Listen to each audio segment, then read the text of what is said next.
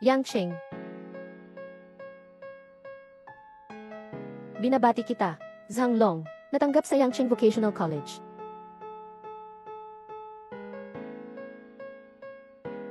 Ang aming magkapatid, sa aming narating ngayon, di makakamit kung wala, tulong ng aming ina. Mula nang tayo'y ipinanganak, ang ama ay nagkaroon ng aksidente sa sasakyan. Si nanay lang, ang nag-alaga sa atin, at nagbigay, para makapasok tayo, sa isang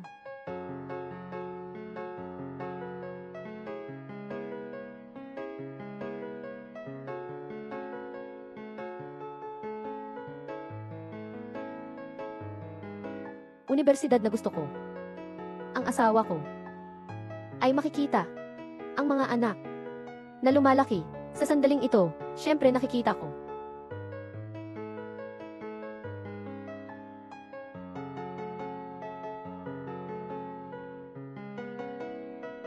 Dalawa.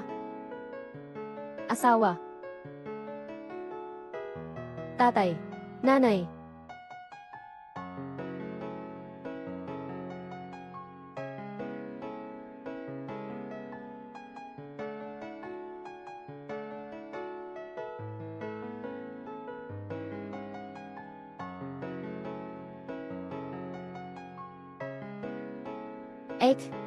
Salamat sa iyong maingat na pag-aalaga, kaya't nakapasok ang aking dalawang anak sa kilalang kolehiyo. Zhang Zesheng, hindi ka ba patay na? Dahil hindi ko sinang-ayunan na makipag-hiwalay sa isang ina na hindi nanganak ng itlog, siya ay nagplano na magdulot ng aksidente sa amin ni Xiaofang. Naghahangad pa ring mangibabaw ang aming anak na alagaan siya, hindi ganito. Naintindihan ko na. Kayo pala. Kayo ang nagplano laban sa akin, para ako'y mag-alaga ng inyong anak ng walang kapalit. May silbi pa ba ang pag-iwas? Kung hindi dahil sa aking swerte at tadhana, ang tusong plano ng babaeng ito ay tiyak na magtatagumpay. Anak, nakabalik ka. Talagang napakabuti. Dalawang apo, bawat isa ay may kanya-kanyang bahay. Ito ang binili ko. Fang, dito nakatago ang ipon ko. Gamitin niyo na pang honeymoon. Salamat, ma. Ito ang pinagpaguran kong pera. Anak, ako ang nawala na ang sakit ninyo. Dahil sa hirap ko, na pinalaki ko kayo. Ano sa tingin ninyo sa akin? Hindi mo ba alam? Umalis ka. Siya ang tunay kong ina, at ikaw. Kaya, isang mamamatay tao na may masamang balak. Huwag. Ibalik mo sa akin ang gamot. Kung wala ka, wala akong pagkakataon na maging manager ng Dingxing Group.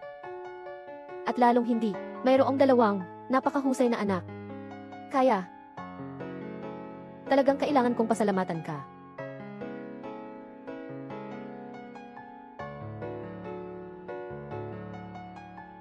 Ibalik mo sa akin ang gamot. Ibalik mo sa akin ang gamot.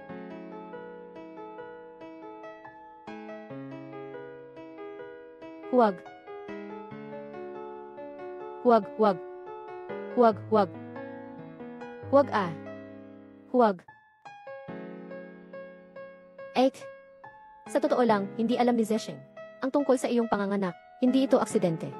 Ang iyong dalawang anak, nung bagong silang kapalang, hinawakan na kita, at pinatay. Gusto kong ipalaki ka. Kasama si Zesheng at ang anak ko. Anong sinasabi mo? Anong sinasabi mo?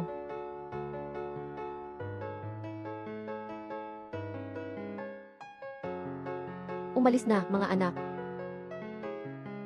Nanay, hindi ko kailanman naisip na ang anak na pinalaki ko ng mabuti ay ang aking asawa at ang kanyang kabit na nagtago ng anak.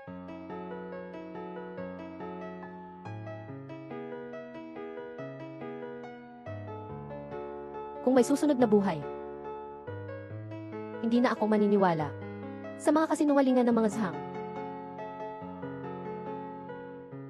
Ospital ng Yangcheng. Jinru. Jinru. May malaking nangyari. Nagkaroon ng aksidente si Zesheng. Malapit nang mamatay ang tao. Nabuhay muli. Nabuhay akong muli sa araw ng aksidente ni Zhang Zesheng.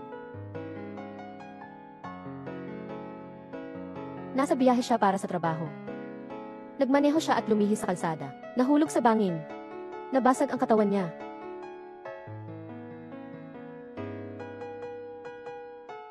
Jinru. Sinasabi mo, bakit ganito kahirap ang buhay ni Zesheng? Na parang napakahirap. Na naiwan na lang ang dalawang anak. Siya, hindi na makakabalik. Nanay, huwag kang mag-alala. Alam kong biglaan ang pag-alis ni Zesheng. Pero tiyak kong, palalakihin namin ang aming anak at alagaan kayong magulang ng mabuti. Sabi mo, bakit ka ang bait-bait mo naman? Simula pagkabata, maaga nang pumanaw ang mga magulang ko, kaya ang aking mga biyenan ay parang mga magulang ko sa susunod na buhay. Sa pamilya Zhang, paano ako nakakuha ng ganitong magandang manugang? Talagang napakaswerte. Nga. Kakaanak lang ng batang ito. Medyo natatakot siya sa mga bagong tao. Normal lang yun. Huwag mong papansinin. Alaynan. Inay, tingnan mo itong dalawang bata. Ang dami nilang pagkakahawig kay Zesheng. Yung tatay mo nga, siyang unang humarap sa mga bagay ni Zesheng. Nandito ang nanay, kasama ka at ang bata.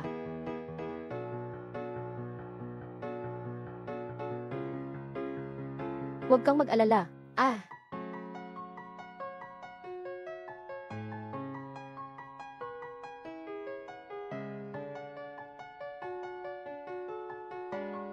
Labindalawang taon mamaya.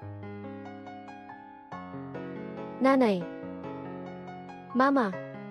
Ako at ang bunso ko ay na-admit sa isang university sa ibang bansa.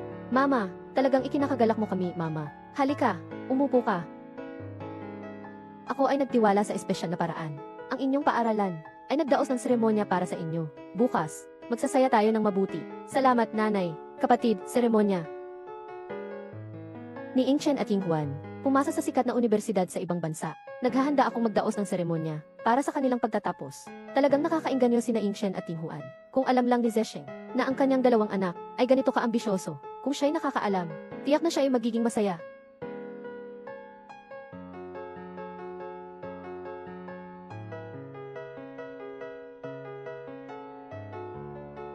Masaya.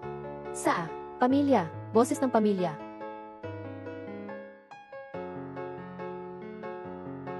Matanda, paano natin mapipilit yung babaeng si Song Jinru na ilabas ang pera? Hindi ba't madali lang ito? Isipin mo, sina Ingchen at Yinghuan ay mga apo natin, kaya siya ay dapat magpakita ng paggalang sa mga magulang. Hindi ba't ito ay nararapat? Hanggang sa kamatayan niya, hindi niya akalain na ang anak na kanyang pinalaki ay sa iba pala. Hahaha. Mom at Dad, anong pinagtatawanan niyo? Hahaha. Dalawang mahal na apo. Halika, ipakita mo kay Lola. Lola o Lolo. Lola, Lolo. Sandali. Anong nangyari, Tay? Jinru, ngayon ay ang seremonya ng pag-akyat ni Ingchen at Yinghuan. Nandito na, hindi guro ka mag-anak lang. Bakit ka nagdadala ng ganitong mamahaling alahas? Para kanino? Tama nga, agad mo nang tanggalin yan. Hindi alam ng iba ito. Akala nila tayo ay napakayaman. Ang mga alahas na ito ay para sa pag-aasawa ni Ingchen at Yinghuan. Yingchen, pakikuha nga ito. Sige po, nanay. At saka, mahal din ang damit mo, di ba? Walang ibang nakakaalam nito. Akala ng iba, mailalaki ka sa labas, agad mong palitan ang damit na yan. Lola, Mom at Dad, ganito ako nagbihis ngayon. Para lang ito sa pagpapalakas ng inyong dangal. Pero, wala nang oras para magbihis ngayon. Sa kabila ng lahat, ang seremonya ay malapit nang magsimula. Ngayon, si Song Jinru. Parang may kakaiba. Sandali lang. Si Ingchen at Yinghuan ay malapit nang umalis ng bansa. Sa tingin ko, mas mabuti pang iwanan mo ang iyong trabaho at manatili sa bahay para alagaan ako at ang iyong ina. Basta't walang problema kay Yingchen at Yinghuan. Siyempre, kaya ko yan. Ay naku. Ayos lang yan. Pero, sasabihin ko na sa'yo. Yung bibig ng tatay mo, talagang masalita yan. Tuwing ganito, isang pagkain, 5 ulam at isang sabaw. Sa linggong ito, hindi pwedeng maulit ang mga ulam. Naiintindihan ko, paborito ni Dad, sinigang na kamote, ligaw na gulay at piniritong patatas. Mga bagay na ilang piso lang. Madaling ayusin. Basta't umalis sina Ingshen at Tinghuan.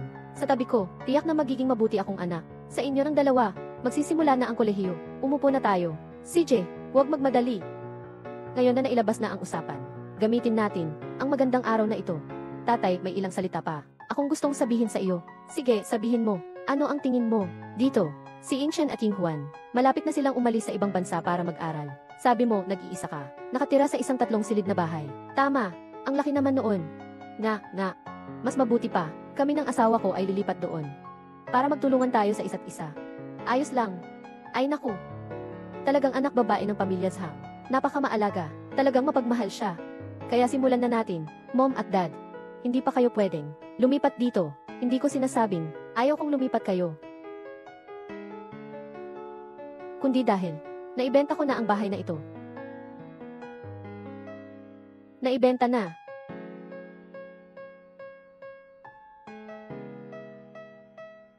Ano ito? Paano ito posible? Ikaw ay manugang ng pamilya Laoshang. Napakalaking bagay ang pagbebenta ng bahay. Bakit hindi mo kami kinausap?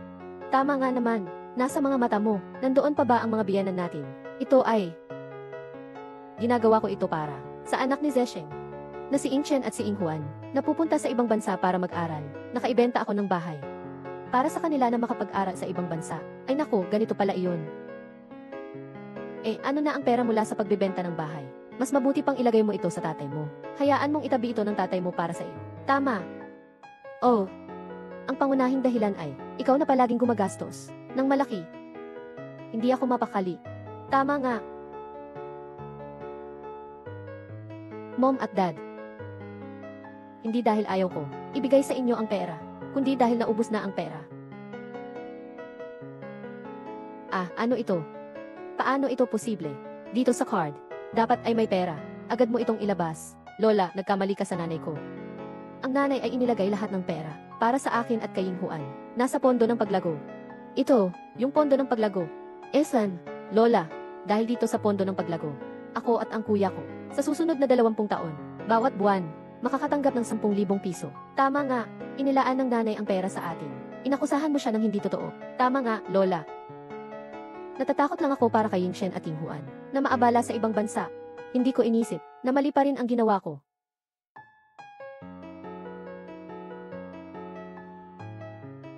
Sabi mo, napakaraming pera mo. Si Ingshen at si Inghuan, sila ang ating mga apo. Ibigay mo ang pera sa kanya, parang ibinibigay mo na rin sa atin. Mabuti na lang at may kaunting pangunawa ka. Alam mong mahalaga ang apo ko. Tama nga, sa susunod, huwag ka nang bumili ng bahay. Magrenta ka na lang ng bahay. Sapat na iyon. Swerte. Huwag ka nang mag-aksaya ng pera. Ayangi, Song. Magandang araw, Yan Pang. Ay naku, binabati kita, Yan Song. Kayong dalawa, anak-anak, nakapasok na sa sikat na universidad sa ibang bansa. Lion Gildas Inghun. Yan ay ang aming karangalan sa paaralan. Ay naku, ito, huwag nang mag-atubili. Seremonya ng pagtatapos. Magsisimula na. CJ.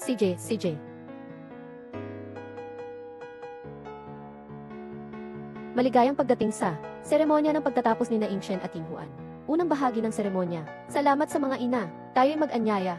Ayangi, Song Jinru.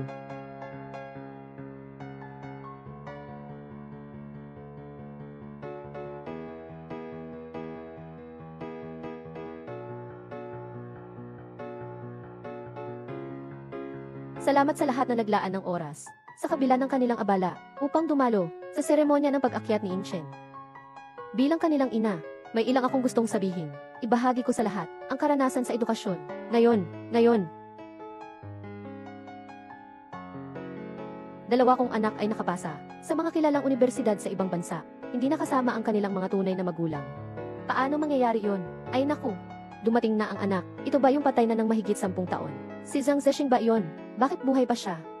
Nga, walang mga tunay na magulang na narito. Hindi ba't mga anak ni Song Jinru itong Ingshen at Tinghuan? Hindi ba sila mga anak ni Song Jinru? Song Jinru. Ang tagal na nating hindi nagkita. Ay naku, Xiao Fang. Napakabuting manugang. Ay naku, namiss kita. Nanay, Tatay. Song Jinru, akala mo ba, patay na ako? Pasensya na. Buhay pa ako at maayos. Nanay, ano bang nangyayari dito? Siya ang tunay ninyong ina. At siya ay isang matandang inahing manok na walang itlog. Impossible. Lola, totoo ba ito? Tama ang sinabi mo, hindi siya makapagbuntis. Ayaw pa niyang makipaghiwalay sa tatay mo, kaya't nagplano siya para magka-aksidente ang tatay mo. Huwag kayong magpaniwala dyan. Yung masamang babae na yan ay mabait sa inyo, dahil gusto niyang gamitin kayo para sa kanyang kapakinabangan. Nagpakasipag ako ng 18 taon. Ngayon, sa wakas ay naging manager ng departamento ng Dingsheng Group. Ngayon ay bumalik na. Ako ay nandito upang muling tanggapin ang aking tunay na anak. Inay, lahat ba ng kanilang sinasabi ay totoo? Siyempre, lahat ng sinasabi nila ay totoo.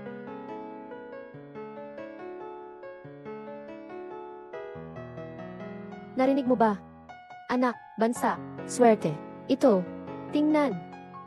Ito ang paborito ninyong laruan. Noong bata kayo. 18 na taon na. Sa wakas, ibinigay ni Mama ang laruan na ito sa inyong mga kamay. Alam mo ba, tuwing taon, naghahanda si Mama ng regalo para sa inyo. At siya ay may inihanda para sa inyo. Salamat sa iyo sa pagpapalaki sa amin ng anak sa loob ng 18 taon. Ngunit ngayon, tapos na ang laro. Agad kang makikipaghiwalay sa akin. Kailangan kong bigyan si Xiao Fang ng isang paliwanag. CJ, sang-ayon ako. Maghiwalay na tayo ngayon. Nais kong magkaisa kayong apat. Sa lalong madaling panahon, ano ang sinabi niya? Gusto niyang ihandog ang anak na inalagaan niya ng 18 taon. Ipapasa ng walang laban. Sa tingin ko, para siyang may ginagawang masama at natatakot. Ninakaw niya ang anak ng iba. Ngayon, hindi na niya kayang itago pa. Kain, sariling anak, pinalaki ng masamang babae ng 18 taon. Kung ako iyon, hindi ko siya palalampasin. Tama, siya nga, mukha.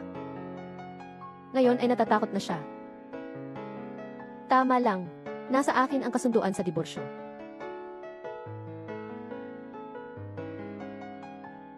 Pirmahan mo ang kasunduan sa diborsyo. Mula ngayon, wala na tayong kahit anong kaugnayan. Nanay, talaga bang ayaw niyo na sa amin? Ying Chen, Ying Huan, ako ang nanay niyo. Ay. Nakuha na. Ek, talagang napaka-generous mo. Ang bait mo talaga. Sa mga taong ito, kung hindi dahil sa'yo, saan kami makakahanap ng oras para magtagumpay sa labas? Bawat gabi, nag-uusap tungkol sa nararamdaman. Maraming salamat talaga sa'yo. Anak, hindi pa ba kayo kasal? Pwede ba, ngayong araw, nandito ang mga kamag-anak at kaibigan. Ako ang magpapakasal sa inyo.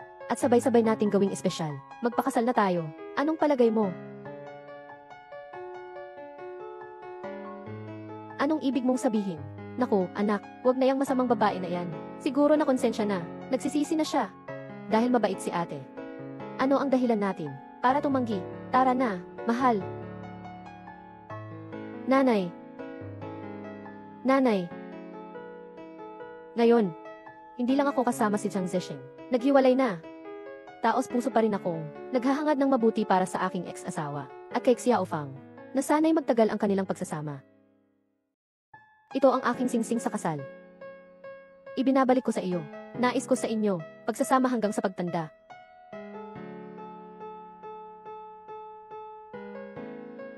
Salamat sa iyo, ate. Sige na, ngayon, wala ka ng silbi. Magsiuwi ka na, umalis ka na, sandali lang.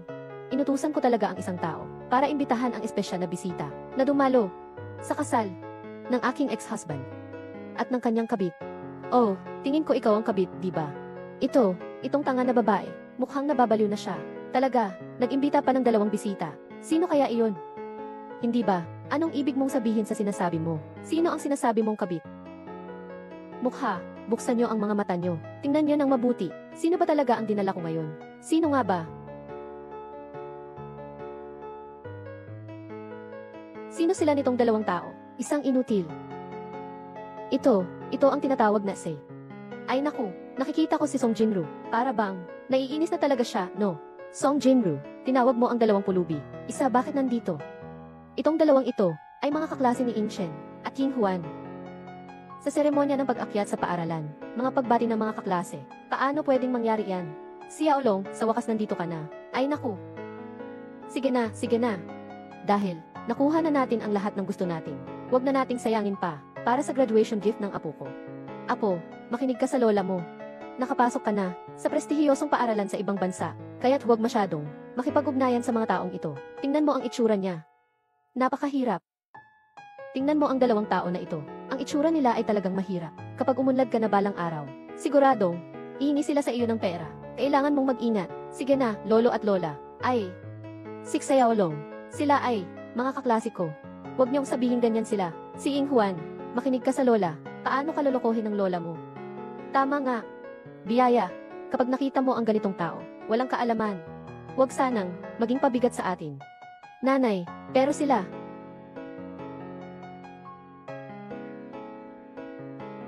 Tama, si Song Jinru. Kahit na tayo'y hiwalay na. Pero sa kabila nito, ikaw ang nag-alaga kay Yingshen at Ing Juan. Sa loob ng 18 taon. Kaya't sila, ano ang magiging gastusin sa buhay nila? Ikaw ba? Kalahati na lang. Hindi kailangan ng kalahati. Sa hinaharap si Yingshen at si Ing Juan ang aking sasagutin sa gastusin. Ako ang magiging responsable. Ang ulat na ito ay talakayin. Talaga. Napakaganda. Alam mo, napakamaunawain mo pala. Hindi nakakapagtaka na nag-alaga ka ng 18 taon. Kahit na parang lobo, dapat may naramdamang koneksyon na, di ba? Sandali lang. Kailangan ng pera para sa mga gastusin. Saan ito sapat? Tama. Sa tingin ko. Yung pera natin para sa pagretiro, dapat ibahagi mo rin, di ba? Nga. At saka, sinasabi mo na, kailangan natin ng pera para sa mga apo. Ayos lang. Kaya't mula sa pondo ng paglaki ni Yingshen at Ing Juan, ibinigay ko sa inyo. O tama, at sa inyo rin. Ang pera para sa honeymoon, basta't si Yingshen at si Ing Juan ay pumayag. Sagot ko na rin. Mama, anong sinasabi mo? Inay, huwag mong bigyan sila ng pera. Hoy, batang ito. Anong, ang pera mo? Magkakapatid tayo. Lola, kahit na ang pera ni Mama ay nasa atin na ngayon. Pero, sana, hintayin muna natin na maging stable tayo. Mama, alam mo rin, ang pera ko, nasa Yingshen at Yinhon. Hintayin lang silang maging stable. Siyempre, aalagaan ko kayong dalawa ng mabuti. Ayos na. Nandito si Yingshen at Yinhon, nasa panig natin. Nababahala ka pa ba na tumakas siya? Araw, bundok, bibig, grupo. Dahil sinabi na natin, ang lahat. May isa pa akong bagay, na nais kong humingi ng tulong sa iyo.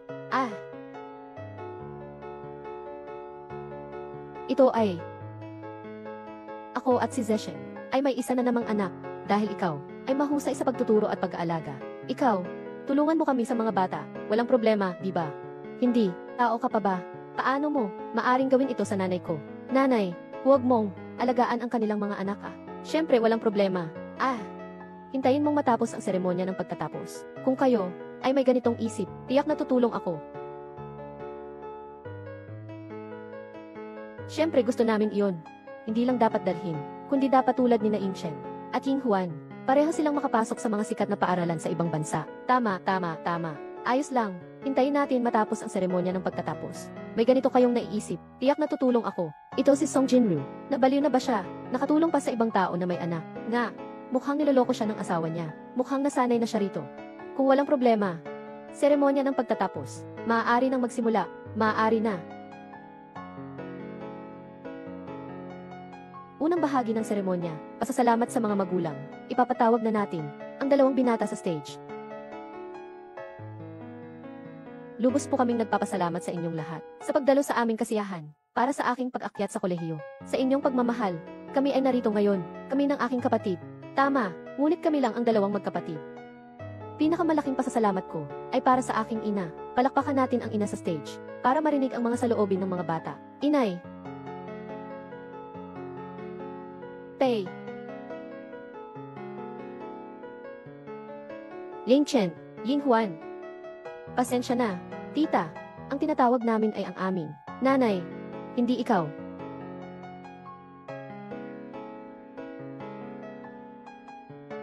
Yingshen, Ing Juan. Sinabi ko na sa inyo, si Xiaofang ang inyong nanay. Ang tunay niyang ina, mga anak ko. Inay, baka gusto niyang agawin ang malaking apo namin. Kung gagawin niya yan, aakyat tayo para pigilan siya. Hey, ikaw. Sin Juan, Yingshen. Ngayon pa lang, hindi pa oras. Nagsasalita si Mama. Sister, mga saloobin ng mga batang ito. Kailangan ikaw ang makinig. Salamat, ate. Matalino ka talaga, kung mangahas kang agawin ang apo ko. Tingnan mo, baka magalit ako sa'yo. Mama, paano ko naman magagawa yon? Talagang nababaliw na itong Song Jinru. Totoo ngang inalagaan mo, ang anak mong 18 taon. Ipinaloob mo sa iba. Pero, sa tingin ko, ang ekspresyon ni Song Jinyu, parang, hindi masyadong galit. Ay, hindi ba natakot ka sa malaking eksena na ito? Nataranta ka ba?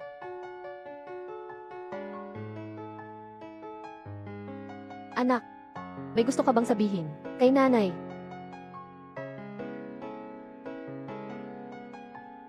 Bansa, bahay. Bansa. Nandito. Pasasalamat sa aking ina, sa 18 taon na ito, para sa kanyang pag-aalaga sa amin. Kung wala siya, hindi ako at ngayon ang aking kapatid. Sa sandaling ito, ang aming damdamin ay hindi maipahayag ng mga salita. Ngunit mangyaring maniwala, ako at si Inghuan ay mas pagsusumikapan ang aming mga pangarap upang suklian ang iyong pagmamalaki. Talagang mabuting anak, talagang mapagmahal. Yingchen, Yinghuan, binabati kayo, ngayon ay natagpuan kayo ng inyong tunay na mga magulang. Para dito, naghanda ako ng isang regalo.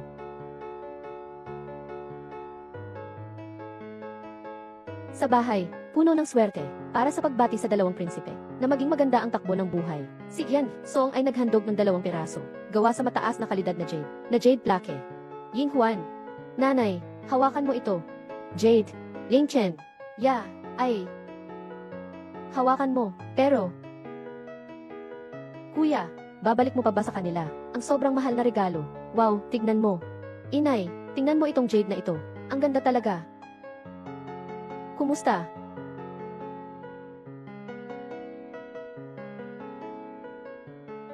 Anak na babae. Sobrang magastos naman.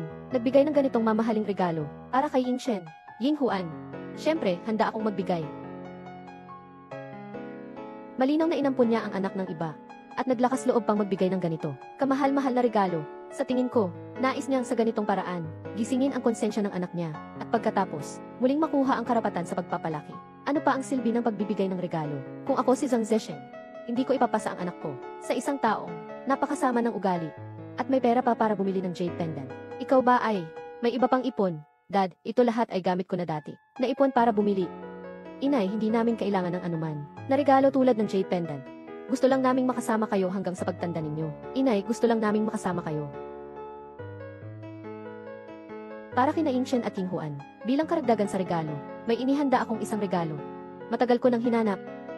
Sa wakas ay natagpuan, si Zhang Long at si Zhang Hu, mga tunay na magulang. Si Xiaolong ay kasama, ang iyong kapatid sa entablado. Ngayon ang araw na makikilala ninyo, ang inyong mga magulang. Mama, mayroon na akong mama. Ang saya-saya. Mama, nahanap mo na, ang mga magulang ni Xiaolong at Xiaohu. Impossible ayon, sabi ni Xiaolong sa akin. Sila ay, lumaki sa bahay ampun. Kakatapos ko lang hanapin, kaya hindi pa, nakatapos sabihin sa inyo.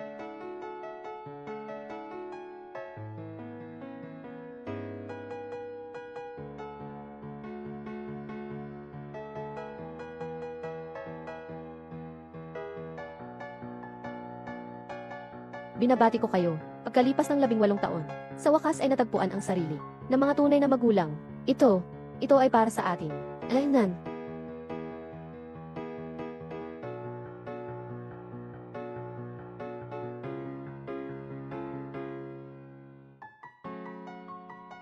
Ay naku, talaga namang anong tao, ang bagay sa anong jade. Ito na nga, walang halaga itong jade. Ibigay mo na sa akin. Ayoko na nga. Parang 2 tao rin yan. Hindi ka pwedeng ipagyabang. Sabi ko nga, ate. Sobrang mapagbigay ka talaga. Bumili pa sila ng regalo para sa 2. Sa tingin ko, mas mabuti pang gamitin mo ang ilang daang piso para sa mga magulang mo. Tama ka dyan. Alam lang nila na sayang ang pera. Tita Song, pwede bang magtanong, nasaan ang mga magulang ko?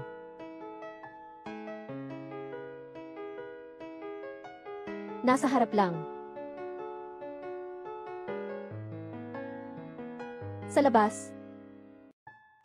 Nasa harap lang.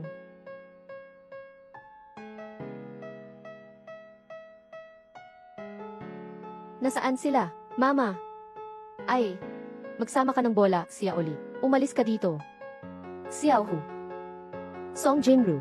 Itong dalawang tanga. Hindi ba't mga anak mo sila? Hindi naman, di ba? Saan siya makakakuha ng oras para manganak? Para siyang anak ko na rin. Kaya siguro binibigyan mo sila ng mga bagay. Sigurado kang ikaw ang nakipag-ugnayan sa labas ng kasal. Hindi mo alam kung nasaan. Naghahanap ng kalalakihan sa labas. Nagkaroon ng anak na labas sa kasal. Tama ba? Hindi nakakapagtaka na ang ganda ng suot mo. Talaga bang naghanap ka ng ibang lalaki? Ikaw ang nanay ko. Bakit mo, kami ng kapatid ko, pinadala sa bahay ampunan? Silong, maghinay-hinay ka. Alam mo ba? Nasa welfare center kami ni Xiaohu. Gaano kahirap, alam mo ba? Siyempre alam ko. Pero, kung hindi kita ipapadala sa ampunan, ikaw at si Xiaohu ay magugutom sa kalye. Alagaan.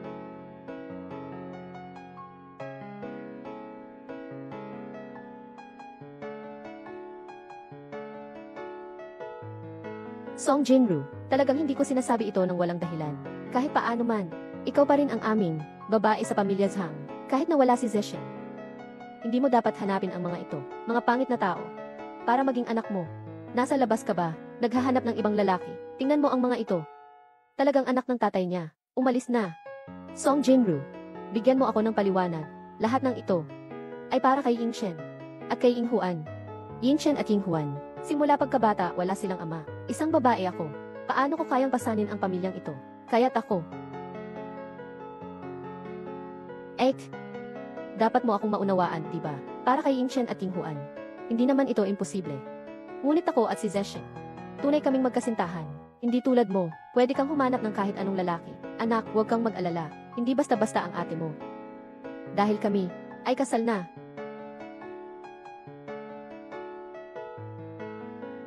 Kaya si Song Jinru, ipinapadala ang mga anak ng iba sa mga prestihiyosong paaralan sa ibang bansa. Ngunit hindi alintana ang sarili nilang mga anak. Impossible. Sa tingin ko, tiyak na may ibang dahilan. Ano iyon? Ibenta ang sarili para sa pera. Sinasabi mo nang napakamaalindog. Talagang nakakasuka. Wala akong pakialam sa iyo. Kung mayroon kang itinatago, nagpakasal tayo, pero nangako ka sa atin.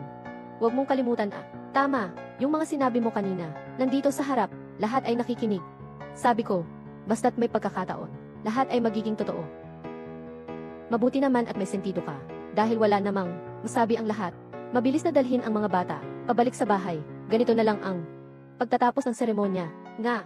Aya, Yingchen, Yinghuan, uwi na natin si mama sa bahay. Huwag mo na siyang paniwalaan pa. Umalis ka na, pero ako, dalhin natin ang mga anak natin pa uwi. Tara.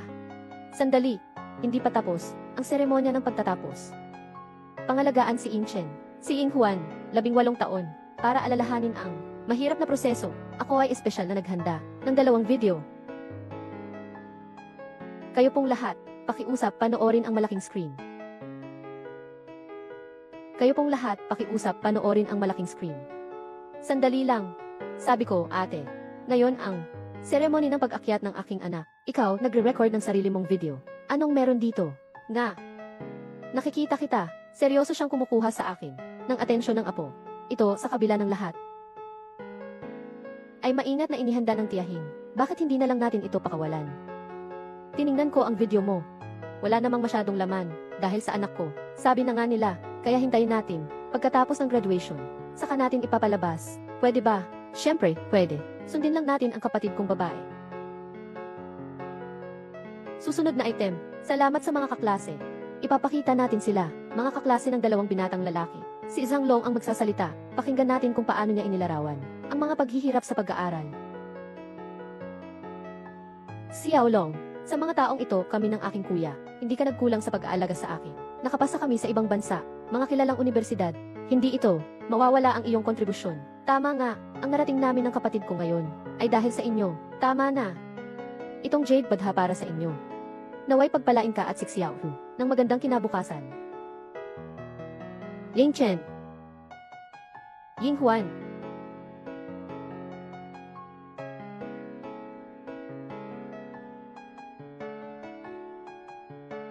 si Xiao Long. Kung wala kayo, ang buhay ko ngayon, gaano kasaya. Ang ganda talaga. Xiao Long, anong ginagawa mo? Huwag mong gawin dito, parang matapang, nagpapanggap na mabait. Kayo talaga. Kinuha ninyo ang buhay ko. Kinuha ninyo ang dati kong buhay.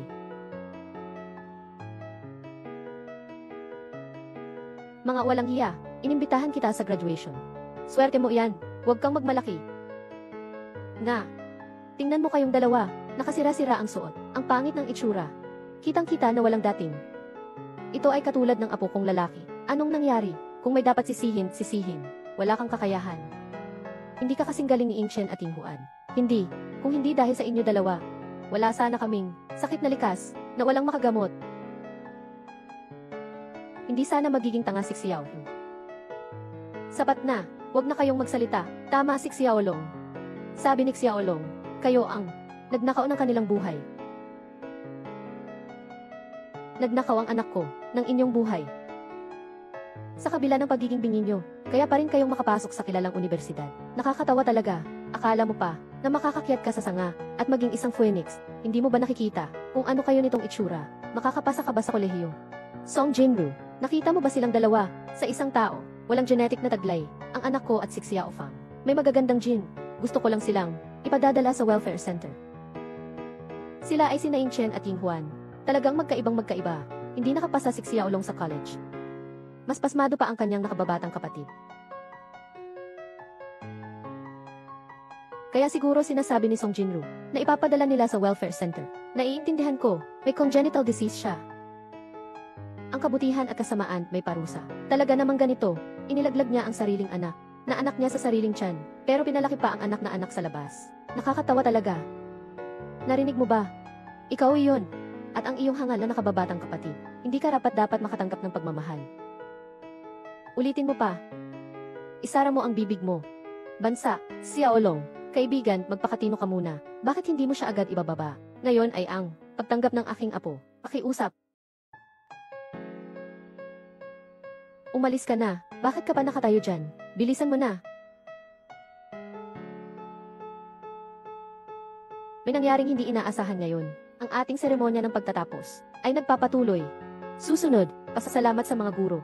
Pakinggan natin ang dalawang binata kung ano ang nais nilang sabihin sa ating minamahal na guro.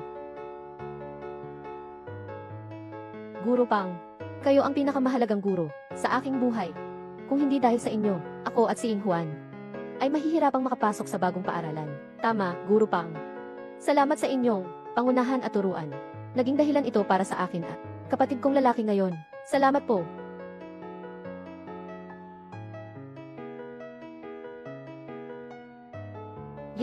Tama, mga kaibigan.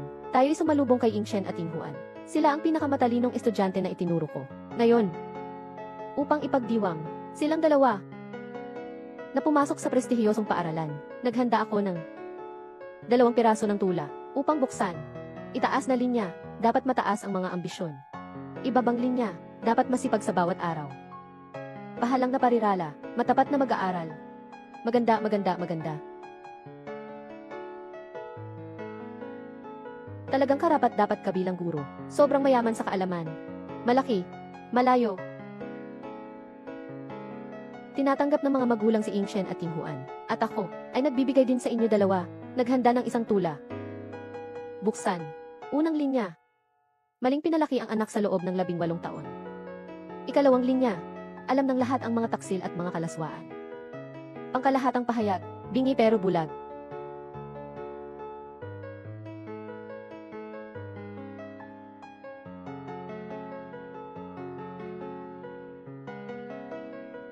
Ano ang ibig sabihin nitong couplet ni Professor Pang? Alam na ba niya noon pa? Yingchen, Yinghuan, si Zhang Zesheng ang illegitimate na anak niya. Nalilito si Professor Pang. Paano mo maipagtatanggol ang babaeng nagnanakaw ng bata? Sakay, sakay, sakay. Suot.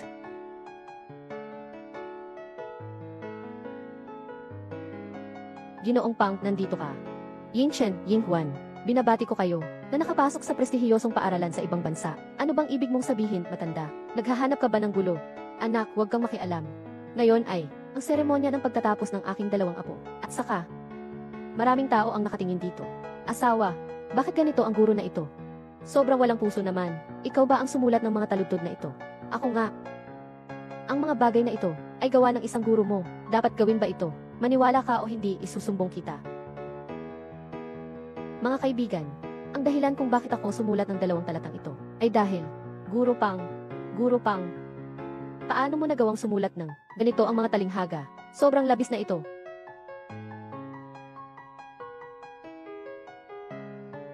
Mga kaibigan, sa tingin ko, mali ang nakuha ni Guro Pang, kaya nagkaroon ng ganitong hindi pagkakaintindihan.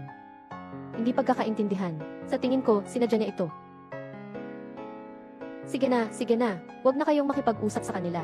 Kuya, dahil tapos na ang graduation ceremony, aalis na ako kasama ang anak ko. Uwi na kami sa bahay para kumain. Aha, ibig sabihin, huwag mong sayangin ang oras. Nakikipagkwentuhan ako sa apo ko. Matapos ang huling bahagi, siguradong magagawa mo. Maibabalik mo ang iyong malaking apo sa bahay. Kaya magmadali ka na. CJ. Tungkol sa kilos ni Guro Pang, maraming maaaring nagtataka. Pero ang huling sagot, aking agad na ipapahayag sa inyo. Ito ang huling bahagi ng seremonya ng pagtatapos. Katatapos ko lang sabihin sa inyo, para alalahanin ang panahong ito, ng mahirap na paglalakbay, may 2 video akong inihanda. Itinatago ang 18 taon na lihim. Panahon nang ilabas ito sa liwanag.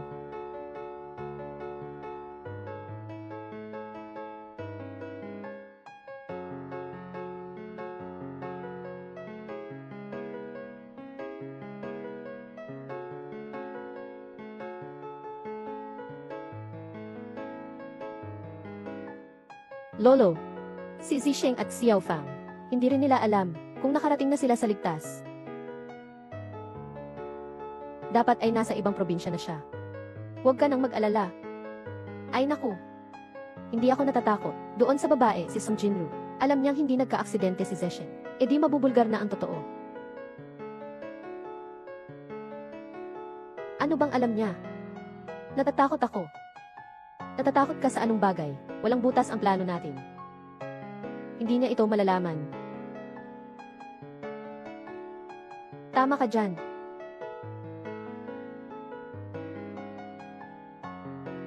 Ya. Lolo. Ya, Lola. Ang aksidente ni Zhang Zesheng noong mga taon ay isang palabas na inorganisa ng pamilya Zhang. Hindi ba alam ni Song Jinru ang katotohanan tungkol dito?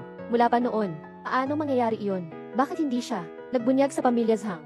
Song Jinru, magtatangkang maglagay ng surveillance sa bahay ko. Kahit ano pa man, kaya alam mo na ang katotohanan noon pa. Sinasadyang tinimpi hanggang ngayon. Anong ikatakot mo? Kahit alam niya na peke ang aksidente. Anong magagawa niya? Kahit alam mo na, anong magagawa ko? Yung mga kondisyong ipinangako ko, huwag mong babaliktarin. Sabi ko na kung pwedeng, susundin ko ang mga kondisyon. Sa abot ng aking makakaya, gagawin ko. Hindi ako magbabaliktad. Ayos na yun, Ying Chen at Ying Huan. Pero ang apo ko, ikaw ang nagsisilbi sa amin, dapat lang. Nakuha ko na ang intindi, mga kamag-anak ng Zhang. Gumawa ng aksidente para sa sariling drama. Dinudungisan si Song Jinru para sa kanyang illegitimate child. Ngayon, pinapalayas na at pinapatay pa. Para lang manghutot ng pera. Ang kapal naman ng mukha nito. Kung ako yan, hindi ako maglilingkod sa buong pamilyang ito. Bodong-bodong ba siya? Bakit hindi siya lumalaban? Tumahimik kayong lahat. Ikaw, babae, anong pakialam natin kung hindi siya makabuo ng anak? Hindi tama. Itong video. Walang pinagmulan, walang oras. Paano mo maipapakita na totoo ito? Sinasabi ko nga na ikaw ang nag-edit nito. Tama. Sigurong siya iyon. Ayaw niyang mag-alaga sa amin. Hayaan ang isang manok na hindi makapaglahi. Alagaan ako ng 2 napakahusay na malaking apo. Iyon ay kanyang swerte.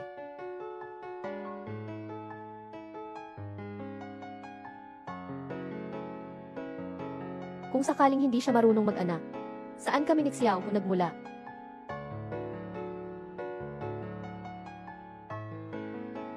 Maaaring palakihin sina Ying Chen at Ying Huan.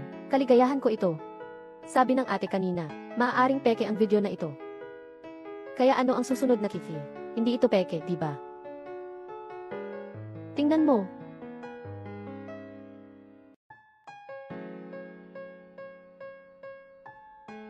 Bago, alaga.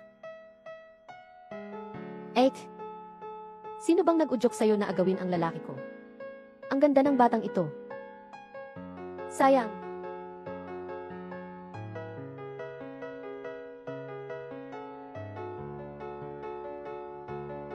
Mag-alaga, mag-alaga.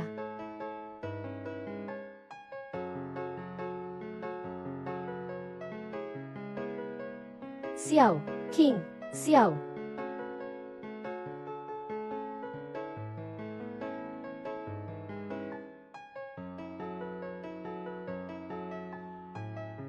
Hindi pala siya ang hindi makapag-anak, kundi ikaw. Pinatay mo ang kanyang sariling anak. Ikaw, bakit napakamasama mo? Kahit bagong silang nasanggol, hindi mo pinatawad. Kaya nga sinasabi, alam mo namang siya ang kabit, pinatay ang sariling anak. At handa pa, na mag-alaga ng illegitimate na anak. Si Xiaofang, hindi pala siya hindi makabuo. Ikaw ang pumatay sa kanyang anak, pinatay mo siya. Nanay, pakinggan mo ako. Ano bang ipapaliwanag? Paano mo magagawa to? Nanay, kahit na siya ang pumatay. Ano naman ngayon? Ang mahal ko ay si Xiaofang, hindi iyon babae. Nanay, sa mga nakaraang taon, kasama ko si Zesheng sa labas, nagtatrabaho. Itong babae ay nag-aalaga ng bata sa bahay. Kaya ko rin iyon. Kung papayagan mo akong gawin, kaya ko rin gawin iyon. Mga magulang. Ngayon, nakaangat na ang aking karera. At saka, tinatanggap ko na si Inshen at Yinghuan. Itong hangal na babae. Bumibigay pa rin ng pag-aalaga para sa inyo, kahit na malaman niya ang katotohanan. Ano ngayon? Matagal mo nang alam. Alam mong anak ng iba ang inaalagaan mo. Siyempre, alam ko. Kaya bakit ka pa rin willing mag-alaga kay Yingchen at Yinghuan sa 18 taon? Kagawad, mag-alaga kay Chenying at Huan. Ito ay aking personal na kagustuhan. Hindi ako magsisisi.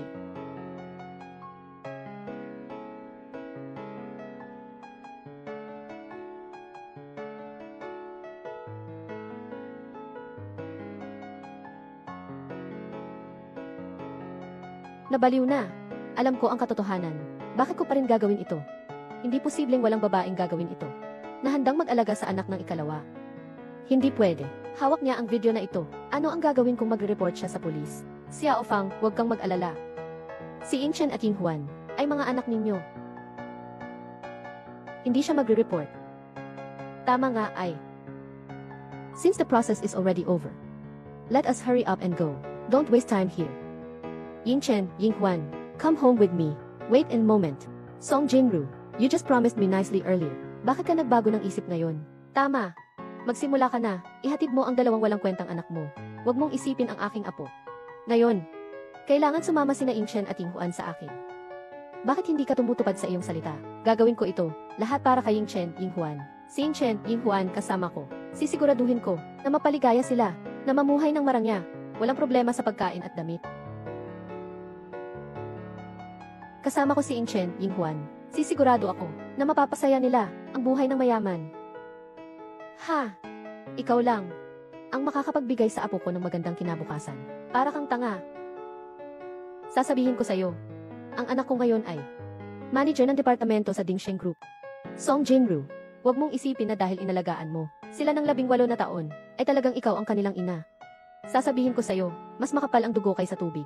Sama-sama sila sa akin. Sa hinaharap ang buhay, tiyak na magiging mas mabuti. Sa isang paraan, hindi ba't ayaw ninyong magdusa ang inyong apo? Tama ba? Hahaha. Sama-sama sila sa iyo. Mas magiging maayos ang buhay. Ito ay talagang isang biro. Ngayon ako ay manager ng departamento sa Dingsheng Group. Hindi ko sinasabi na mayaman ako. Pero tiyak na, may sapat akong pera. Sinasabi mo na ngayon, wala ka pang maayos na trabaho. Paano mo mapapangalagaan si Inshen at si Yinghuan? Isang walang kita na, may bahay. Bakit ka makikipag-agawan sa akin? Talaga, mabilis na umalis ka na. Umalis ang inutil mong anak. Huwag mong hawakan ang aking mahal na apo. Zhang Zesheng, tama ang sinasabi mo. Kung ikukumpara sa akin, si Inshen at Yinghuan, mas bagay na kasama mo. Pero, ang asawa ko ay ang pangulo ng Dingsheng Group. Kasama ko, maaaring hindi magiging maganda ang buhay, pero kasama ko ang asawa ko. Siguradong walang problema.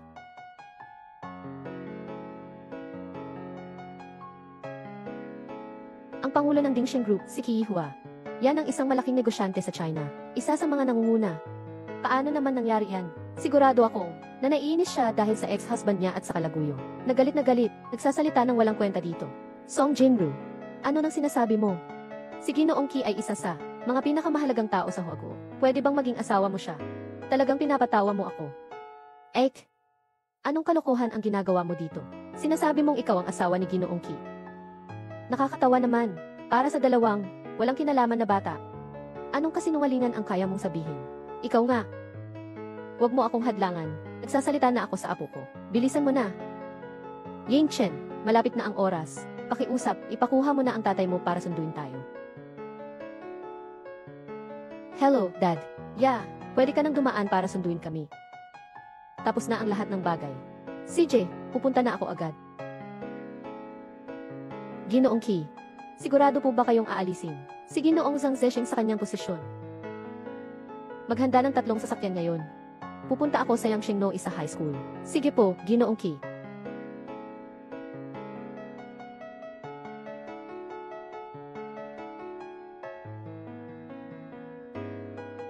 Mama, Papa, lalapit na si Daddy. Sa huli, maraming salamat sa pagdalo sa pagtanggap ni Inshen at sa pagdiriwang ng kanyang pag-akyat sa kolehiyo. Ako ay nag-aanunsyo ng seremonya ng pag-akyat sa kolehiyo. Matagumpay na natapos. Salamat sa lahat.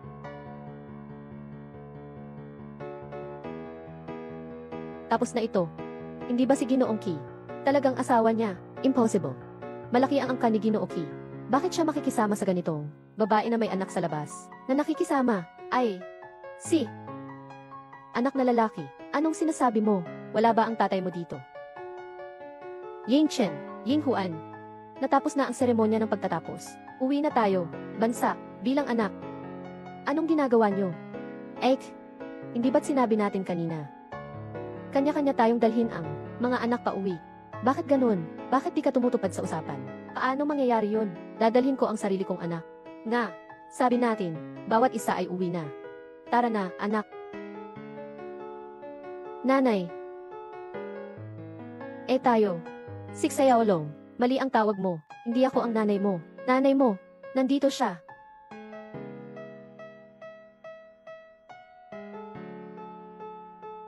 Song Jinru, paano ito posible? Yung dalawang inutil, syempre anak mo sila. Hindi mo ba sinabi kanina, bawat isa sa kani-kanilang tahanan? Huwag kang magbago ng isip. Nga, yung dalawang anak mong ligaw, huwag sana silang manirahan sa bahay namin. Kailan ko bang sinabi yon? Sina Zhang Long at Zhang Hu ay anak ko. Kanina, ikaw ang may hawak ng patunay ng pag-aampon. Bakit? Ngayon ayaw mo nang aminin. Ako ang nagdala kay Zhang Long at Zhang Hu sa bahay ampunan. Pero hindi ko naman sinabi, sila ang mga tunay kong magulang. Anong ibig mong sabihin yan? Kaninang, sabi ko kayo ang tunay na magulang. Nasa stage kayo nanonood. Nanonood? Di ba't ganito? Alam ko na. Ikaw ang aking ina. Xiao Hu.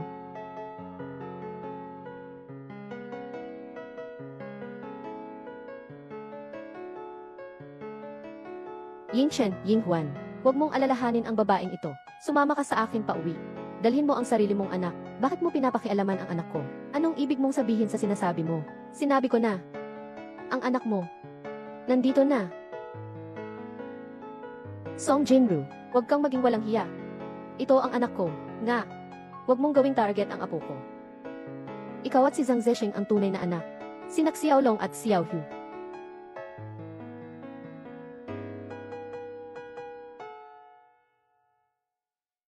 Hindi ito posibleng mangyari. Song Jinru, talagang magaling ka para maabot ang layunin. Gumawa ng peking ulat ng pagsusuri. Anak, peking ang ulat na ito. Hindi nyo ba nakita? Nasa itaas ba ang opisyal na selyo? Ito ay peke na ginawa mo. Yung dalawang walang silbi, paano magiging anak ko sila? Kaya, siya ang tatay ko. Yin Chen at Ying Huan, huwag ka nang maloko ng babaeng ito. Tumakbo, bumalik ka sa bahay kasama ko. Nanay, tayo na. Sandali. Sino ang pumayag na umalis kayo? Zisheng, bakit ka nakikipag-usap sa kanila? Diretso mong kunin ang dalawa kong apo sa akin. Siyempre marami tayo. Bakit tayo matatakot sa isang babae? Song Jinru, bibigay ko sa iyo ang huli mong pagkakataon. Iwanan mo si Inchen at si Inhuan. Kung hindi, huwag mo akong sisihin kung hindi magalang sa'yo. Sandali lang.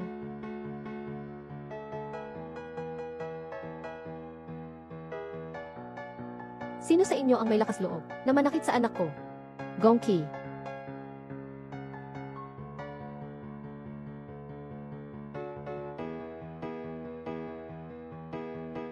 Gongki. Totoo na nga siyang dumating. Si Song Jinru ba? Talagang asawa na si Ginoong Ki. Paano mangyayari yon? Bilang asawa ni Ginoong Ki, paano siya mag-aalaga ng anak sa labas ng kanyang ex-asawa? Ginoong Ki, bakit ka nandito? Asawa, tapos na ba lahat ng bagay? Tapos na. Ying Chen, Ying Huan, uwi na tayo. CJ, sandali lang. Saan mo dadalhin ang apo kong lalaki? Nanay, ito ang pangulo ng Dingxing Group. Mag-ingat ka sa sinasabi mo. Ginoong Ki, ito ang aking ex-asawa na si Song Jinru. Mayroon bang mga hindi pagkakaintindihan dito? Ginoong Ki, ngayon ay, ito ang aking dalawang anak na lalaki. Seremony ng pag-akyat sa susunod na baitang. Itong walang hiya, nakikipag-agawa ng karapatan sa pagpapalaki sa kanila. Tingnan mo tungkol sa personal kong buhay. Hindi na kailangang mag-abala ka pa. Sino ang sinasabi mong walang hiya? Hindi. Hindi ko iyon ibig sabihin. Wala ka nang kailangang ipaliwanag. Aklat, bukas, pumunta sa accounting. Kunin mo ang mga bagay mo. Abiso ng pag-alis. Ayaw ko nang makita ka muli. Lata ng tag-init. Bawi ng lata.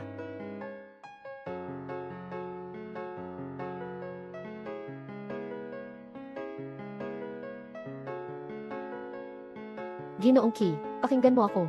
Siya ang babae. Gusto niyang agawin ang dalawa ko, na nakapasok na, sa sikat na universidad sa ibang bansa, nakarapatan sa pag-aalaga. Wala akong kinalaman dito. Sila naman ang nanloko sa tao, para bigyan ka ng anak sa labas. Paano naging si Song Jinru, ang sumakop sa anak mo? Tama nga. Ang taong walang hiya ay walang kapantay. Ikaw, paano mo masasabi iyon, ng ganitong salita? Kayong buong pamilya, hindi ba kayo kanina? Pinipigilan siyang umalis, bakit ngayon? Natatakot na. Tao. Sinasabi nila, totoo ba ang lahat? Ginoong Ki, itong babaeng ito, hindi lang niya gustong agawin ang aking apo. Ngayon ay pinaparatangan pa ako. Tama, Ginoong Ki, huwag kang magpapaloko sa babaeng ito. Nadaya tayo. Sekretaryang Fang.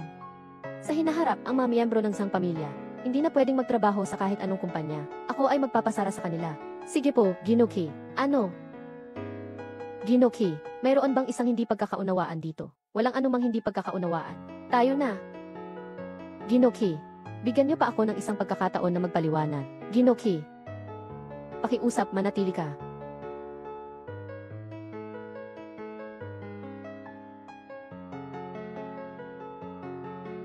Nanay, ano ang nangyari kanina? Ako at ang mga magulang ni Inhuan. O kayo? Tama ba? Ying Chen, Ying Huan, kayo'y palagi kong magiging mabuting anak. Ying Huan, nanay mo ay pagod na talaga. Kung may bagay, pag-uwi natin pag-usapan. CJ, pag-uwi natin. Jeya, ibibigay ko sa inyo lahat ng katotohanan. Lahat ng totoo. CJ, aalis na ako magmamaneho. Jinru, salamat sa pagtulong mo. Umuwi na tayo. Ginoong Ki, Guru Pang. Ayangi, Song, Guru Pang. Tama, masyadong marami ang tao kanina. Hindi ko naisipang pasalamatan ka.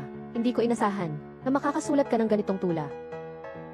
Maligayang pagdating, mga magulang. Ako naman, ay maibibigay sa inyo.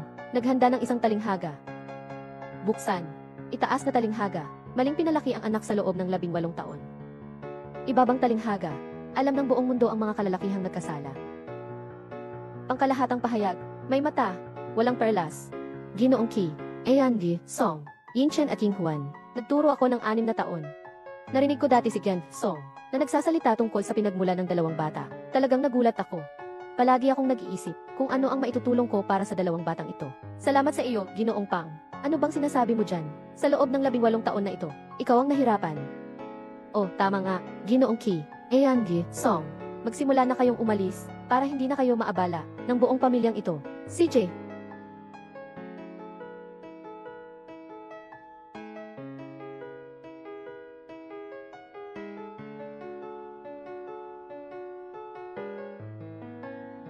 Ako. Ginoo, sasabihin ko na ito sa huling pagkakataon. Pakiusap, huminto ka.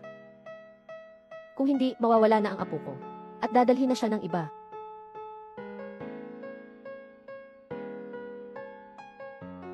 Chayan, Phew.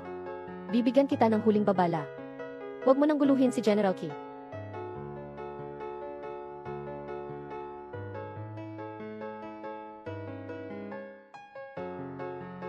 Tapos na.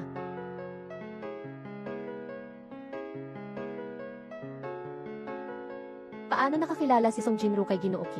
Nakasakit ako kay Ginoo Ki. Nakasakit ako kay Ginoo Ki. Paano ako makikisama dito? Naiintindihan ko na. Si Song Jinru na ito, siguradong si Ki Ihwa siya, yung third party na inaalagaan sa labas. Isa siyang ordinaryong tao. Paano siya magiging asawa ni Ki? Nga, sabi mo, wala siyang pera. At wala rin siyang kapangyarihan. Siyempre gamit ang kanyang katawan na nakakaakit kay Ginoong Ki. Swerte, dahil si Ki Ihwa ay na-brainwash ng babaeng ito. Mas mabuti pang gamitin natin ito. Ilubog si Ki Ihwa. Ganyan. May pagkakataon pa si Zisheng makahanap ng bagong trabaho. Anong ibig sabihin nito? Magdala ng reporter dito. Ipahayag ang buong katotohanan tungkol sa presidente ng Dingsheng Group. Ki Ihwa, nagpapakasaya sa mga babae. Gusto kong ipahiya siya. Na parang basurang pangalan. Gawin natin ito. Tara na. Tatay. Sino? Ang tatay mo. Umalis ka. Nanay, hindi ko inasahan na sa mga taong ito. Ikaw mag-isa, ang nagdusa ng ganito. Sa mga taong ito, nahirapan ka. Biyaya, kung alam ko lang noon. Nasampalin ang mga asong iyon. Ying Huan. Walang problema, lahat ay tapos na. Jane Ru. Dahil hiwalay na kayo ni Zhang Zisheng. Nang 6 na buwan na ang nakalipas, matapos ang 6 na buwan, habang sina Ying Chen at Ying Huan, nangunguna sa kanilang pag-aaral. Ako ay, sa pinakamagarbong hotel sa Yangshen, ipapahayag sa lahat. Ikaw ang aking asawa. Sang-ayon, Yihua. Salamat sa iyong pagsisikap sa mga nakaraang taon. Anong nangyari? Masama na, Ginoong Ki. Dinala ni Zhang Zesheng ang kanyang pamilya. Nagdala sila ng mga mamamahayag sa kumpanya at nagkagulo. Bansa, nagtataka ako kung bakit sila naglakas loob pang bumalik. Pupuntahan ko sila ngayon. Maligayang pagdating. Kalma lang.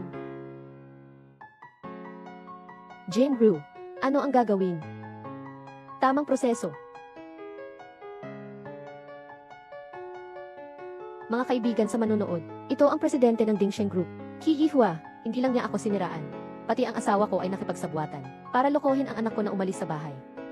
Nga, si Ki Ihwa ay may personal na galit at tinanggal niya si Zesheng bilang manager ng departamento nang walang pagdadalawang isip. Hindi ko akalain na si Ki Ihwa ay ganitong tao. Nagtanggal siya ng pangunahing empleyado dahil lang sa isang babae. Bukas, magre-resign na ako. Anong klaseng boss ito para magpatakbo ng kumpanya? Saan pa ito magiging mabuti? Tama. Sabi pa ni Ginoong Ki. Hindi na ako papayagang magtrabaho sa labas. Gusto niyang ipahinto ang buong pamilya namin. Ay naku, sinasabi mo ang buhay ko. Bakit ganito kahirap? Itong si Ki Ihwa. At itong si Song Jinru, mga taksil. Walang puso. Bakit ganito kahirap ang buhay ko? Sapat na. Dito ay ang Dingsheng Group. Hindi ito isang palengke sa tabi ng kalsada. Ikaw, huwag kayong makinig sa kanya ah. Tingnan mo, inuudyok niya ang gwardiya, na alisin ang anak ko. Ano na ang nangyari? Lahat ito dahil kay Song Jinru, yung mapanlin lang na asong babae. Ginamit ni Ki Ihwa ang kanyang kapangyarihan para sa malupit na pag-atake sa atin. Tingnan nyo. Huwag mag-alala, nandito kami, hindi papayagan ang mga taong ito na makagalaw kahit isang hibla ng buhok ninyo. Para sa isang babae, si Ki Ihwa ay talagang nang-agaw ng ibang tao. Talagang nakakainis. At ginamit pa ang sarili niyang paraan upang harangan ang buong pamilya nila. Talagang walang batas na sinusunod. Siya ang tunay na asawa ni Ginoo Ki namin. Hindi ito anuman, yung babae sa labas na inaalagaan. Mag-imagine ka na lang. Si Song Jinru ay malinaw na asawa ko. Kayo ni Ginoo Ki, inagaw niya ang asawa ko. Ito ay, pumunta ang pangulo ni Ki para personal na humingi ng tawad sa amin. At magbigay ng kabayaran. Kahit isang sentimo, hindi ko kayo palalampasin. Sekretaryo Fang, mangyaring magbigay ka ng makatuwirang paliwanag. Sapat na. Kunin niyo ang mga cellphone niyo at tingnan ang mga pangunahing balita ngayon. Ano ba talaga ito?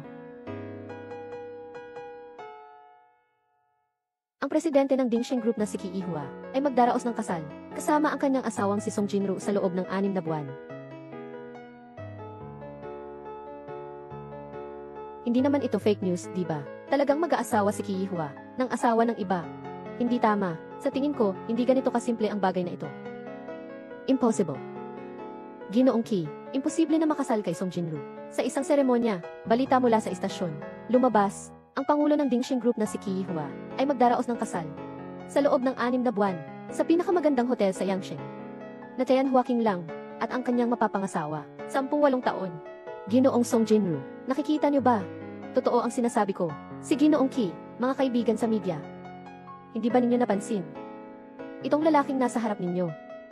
Ito ba si Zhang Zesheng na nasangkot sa aksidente 18 taon na ang nakalipas? Siya ba yun? Hindi ka ba si Zhang Zesheng na nawala 18 taon na ang nakalipas? Ikaw ba yun? Alam ko ang balita na yun. Si Zhang Zesheng ay namatay sa aksidente at nahulog sa bangin. Paano ka pabuhay? Pakinggan ninyo ako. 18 taon na ang nakalipas. Nagkunwari si Zhang Zesheng na patay. Si Yan, Song at Ginoong Ki ay nagmamahalan. May problema ba dito? Ang katotohanan ng pangyayari ay, si Zhang Zesheng, para sa babaeng ito, pagsasalaula, nagsinungaling tungkol sa aksidente sa sasakyan. Niloko ang lahat. Sa gitna ng panahon ng hindi ko akalain na para sa pangangalo niya, hahayaan mong lokohin ang iyong legal na asawa. Diyos ko, hindi lang iyon. Sinubukan pa ni Zhang Zesheng na ipasa ang anak na ipinanganak ng kabit kay Yan Song para alagaan. Kaya, sila ang mga nagkasala. Hindi ganito. Pakinggan ninyo ako. Hindi ganito. May matibay na ebidensya. Naniniwala ba kayo, Pangulo ng Dingxing Group, ay naniniwala pa rin na ang taong ito na nagloko? Tao, paalisin niyo ang grupong ito. Huwag niyong hayaan na madumihan ang sahig ng Dingxing Group.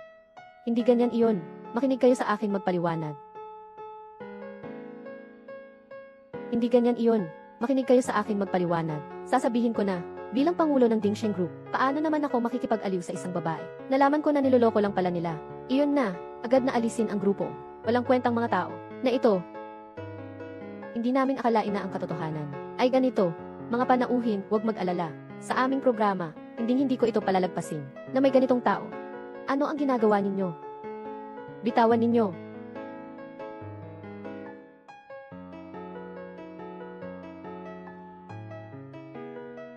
Binalaan ko kayo. Huwag na kayong mang-abala sa Dingxing Group. Sa susunod, hindi na ito magiging madali. Anak, ano bang gagawin natin? Impossible. Paano magiging mahal ni Ginoong Ki ang babaeng iyon? Siguradong iyon ang masamang babae na may sinabi na masama. Tatay, huwag mo nang itapon. Ano man yan, mga mapanlin lang na asong babae, magpakailanman. Nagkunwaring nagkaroon ng aksidente, para lang mandaya, sa sarili mong asawang babae, dapat mamatay ang ganitong tao. Ipagpatuloy mo lang ang pagbato. Huwag kang magpakita ng magandang mukha sa pamilya na ito. Anong ginagawa mo, pagbato? Tumakbo ka na, bilis.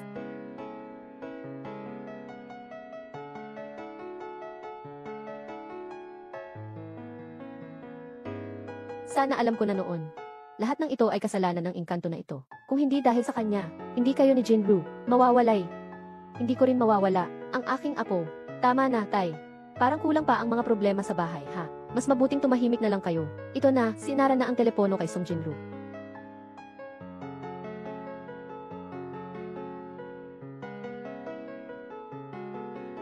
Nakasara na ang telepono. Ano na ang gagawin natin? Ang aking apo, totoo bang iyon? Yung dalawang may kapansanan. Alam ko na, mom at dad. Siguradong noong panahon na nasa ospital ako, hindi pinatay si Song Jinru, ang kanyang anak. Kung hindi, paano? Magkakaroon ng dugo ni Zesheng ang dalawang iyon. Tiyak na noong mga panahong iyon, hindi ko siya pinatay ng tuluyan, at pinabayaan ang dalawang bata. Nag-iwan ng sakit. Kaya naging ganito, ang itsura ng basura. Sabi nga, itong Yincheng at Yinghuan ay mga apo ko pa rin. Siyempre, ma, tanging ako at si Zesheng ang may mga jin, kaya makakapanganak ng ganoong kagaling-galing na bata. Naiintindihan ko na. Dahil ayaw bitawan ni Song Jinru, si Yingchen at Yinghuan. Gagamitin natin si Zhang Long at Zhang Hu para kunin siya. Tama, hindi ako naniniwala na ang kanyang sariling anak ay inaabuso at siya'y mananatiling ganun katigas ang puso. May katwiran. Pupunta na ako para dalhin sina Zhang Long at Zhang Hu. Pagkatapos ng 6 na buwan, gusto kong magdulot ng gulo sa kasal ni Song Jinru ng todo-todo.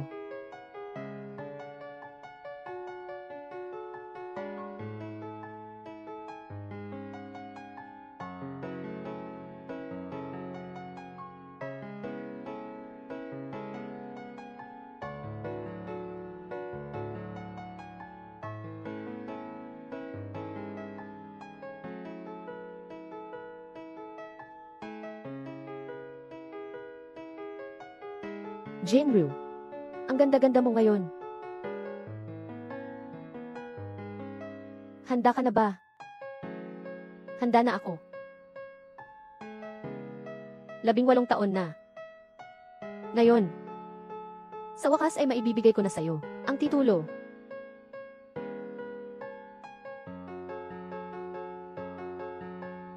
Tayo na. Malapit nang magsimula ang kasal. Minamahal na mga bisita, malugod kayong tinatanggap, Ginoo Kihua, at ng Ginoong Song Jinru, sa kanilang kasal. Tayo ay magbigay ng palakpakan para sa mga bagong kasal.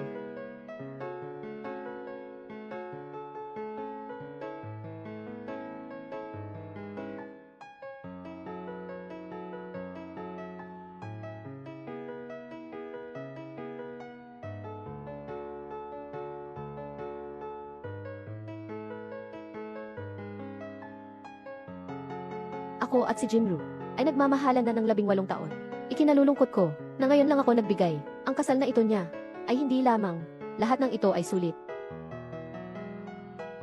Ngayon ay imbitahan natin ang bagong kasal na palitan ng singsing.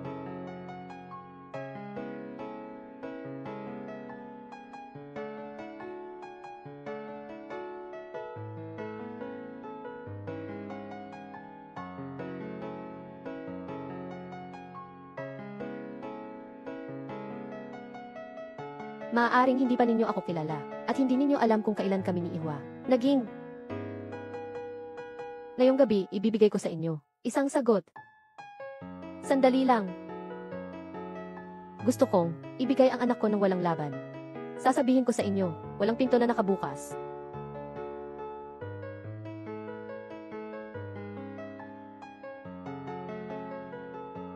Umalis na.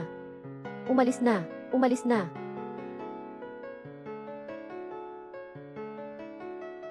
Kayo na naman.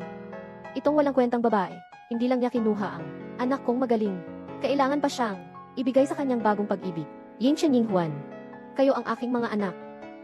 Kihuan ng Dingsheng Group. Hindi makapag-anak ng anak, babaeng masama, Song Jinru. Ibalik mo sa akin ang aking apo.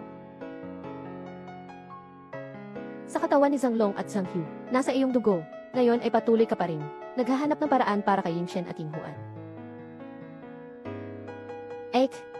Hindi ko maikakailan na ikaw ay talagang napakamakabago. Noong mga panahong iyon, nagkamali ako. Hindi ko pinatay ang iyong anak. Bakit? Ngayon ay tinitingnan mo ako. Lumaki na ang anak. Naging matagumpay. Gusto mo bang angkinin siya, hindi ba? Ito ba ay hindi sa mga balita kamakailan? Yung mga kalaguyo ba? Paano sila naglakas loob na makialam? Sa kasal ni Ginoong Ki, mukhang hindi pa sila sumusuko. Umaasa na kay Ginoong Ki. Tama. Pasensya na, ate. Nakita ko na ang plano mo. Zhang Long, Zhang Hu, lumabas na at harapin ang nanay mo. Song Jinru, huwag mong akalaing hindi namin alam. Zhang Long at Zhang Hu, sila ang tunay mong mga anak, kapatid. Kahit ang tigre ay hindi kumakain ng kanyang mga anak, talaga bang kaya mong makita na pinapalo ang iyong anak? Bigyan kita ng huling pagkakataon, o ibalik mo sa akin si Yingchen at Yinghuan, o kaya't gagawin ko ito sa harap mo. Patayin mo ang dalawang inutil mong anak, CJ. Ayos.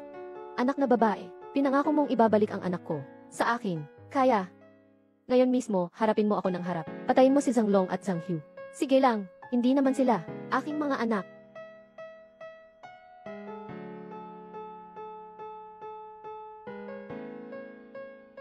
Ikaw, walang hiya, masamang babae. Sila ay iyong tunay na mga anak. Song Jinru, huwag ka nang magpanggap. Talagang tinitiis mo bang panoorin silang mamatay? Ayoko nang makita yun. Ayokong masaktan si Ahyu. Hindi naman anak ko yun. Bakit pa ako magsasawa? Wala naman akong pakialam. Bakit ka nakatungo pa dyan? Suntukin mo na. Sige, sipain mo na. Tingnan mo yung masamang babae. Hindi siya iiyak hanggat hindi niya nakikita ang kabaong. Ayos lang. Sige, sipain mo ng todo. Hindi ako naniniwala na hindi siya masasaktan. Song Jinru, ito ang pinapagawa mong suntukin kita. Huwag mong saktan si Xiaohu. Huwag saktan si Xiaohu.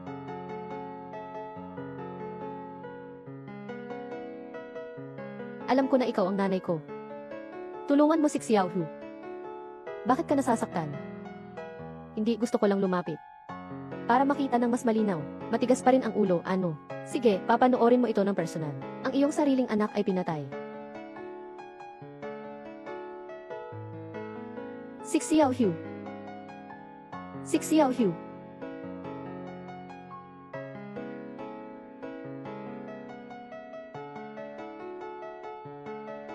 Kuya, nawala ang iyong binti. Si Song Jinru, kinikilala mo ba o hindi? Sila ba ay iyong sariling mga anak?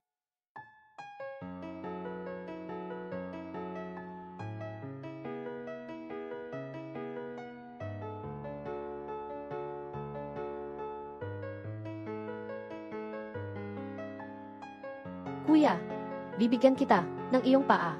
Ipapa-install ko ito para sa'yo.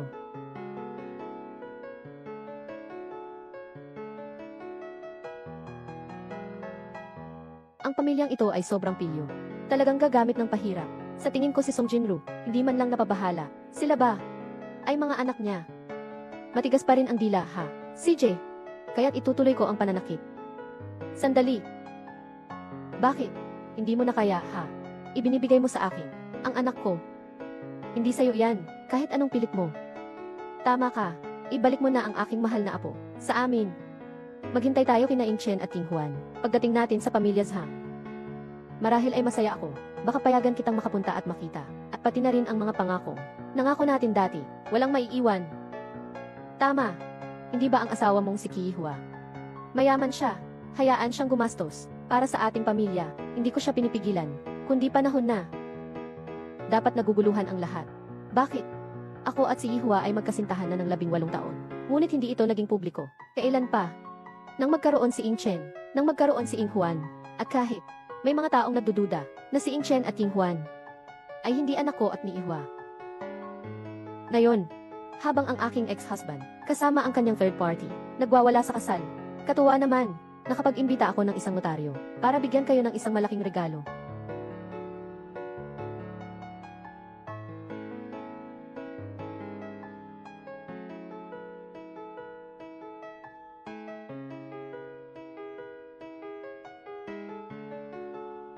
Ayon sa First Hospital sa Yangsheng, ayon sa resulta ng pagsusuri, si Qi Ying Chen, si Qi Ying Huan, ay anak namin ni Ihua, at hindi anak ng mag-asawang ito, na aso. Ayon sa pagsusuri ng aming ospital, si Qi Ying Chen at Qi Ying Huan, para kay San, Song Jinru, at Yi Qi Ihua, na kanilang tunay na anak.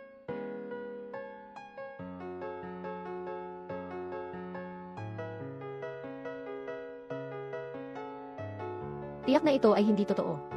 Bakit mo sinasabing totoo ito? Siyempre, si Ing Huan at si Ing Chen ay talagang ating mga apo. Ito ay upang maiwasan ang ganitong sitwasyon, kaya't kumuha ako ng notaryo para sa resulta ng pagsusuri ng pagkakapareho ng magulang na nanotaryo. Sa pamamagitan ng Yangsheng notaryo, ang pagsusuri ng pagkakapareho ng magulang na ito ay totoo. May bisa sa batas. Impossible. Talagang imposible. Ing Chen at Ing Huan kung hindi ating anak. Ano ang tungkol sa anak ko? Sinasabi ko na noon pa. Zhang Long at Zhang Hu. Siya talaga ang anak ninyo. Hindi maaaring. Hindi maaaring. Paano magiging anak ko ang mga ito? Mga inutil na ito. 18 taon na ang nakalipas. Hinawakan mo ng sariling kamay ang anak ko. At tinakasan mo kasama si Zhang Zesheng. Ibigay mo sa akin ang anak na labas. Alam ko na ang lahat ng ito. Nanay, nanay, may nanakit sa akin. Huwag mo akong hawakan.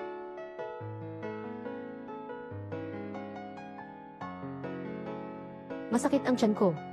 Sobrang sakit ng tiyan ko.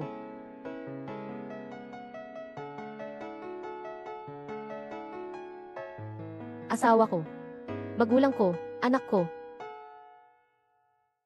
Katatapos lang mag-away nitong mag-boyfriend na ito. Parang sila pa ang tunay na magulang ng bata. Sabi ko na nga ba, anak ni Ginoo Qi. Paano naman magiging ganito? Siguradong gusto lang nilang manloko. Pera ng Dingsheng Group. Paano ito posible? Siguradong peki ito. Anong silbi ng mga tagapagpatunay? Sila ay tiyak na mga taong inupahan ninyo. Tama. Huwag kang magduda, ang aming profesionalismo. Ano ba talaga ang nangyayari? Sino ba talaga sina Ginang Song at Ginoo Qi? Nakatira na bang mag-asawa ng 18 taon? Dahil napatunayan na sina Ing Chen at King Huan ay anak ko at ni Yihua. Ngayon, oras na para ilabas ang katotohanan. Ako ay ikinasal kay Zhang Zesheng. Noong ikinasal kami, ako ay buntis na. Ngunit si Zhang Zesheng nangopya ng award sa aksidente. Para lang, tumakas kasama ang third party. Sa araw ng aking panganganak, itong masamang kabit, pinatay ang aking sariling anak. At lihim, pinalitan siya ng anak ni Zhang Zesheng. Gusto akong palitan ng anak na pinatay. Kaya, talagang pinatay niya ang anak namin sa kanya. Buti na lang at napansin ko agad. Kinabukasan, nag-imbestiga ako sa Kiki sa ospital. Naglagay din ako ng kamera sa bahay ni Zhang, kaya nalaman ko ang lahat. At nalaman ko ang buong katotohanan, lahat ng katotohanan. Sa huli, ipinadala ko ang anak ng mga asong ito sa bahay ampunan. Pagkatapos ay nakipagrelasyon ako kay Yihua at itinayo ang Dingxing Group. Kaya nagkaroon tayo ng ganitong sitwasyon.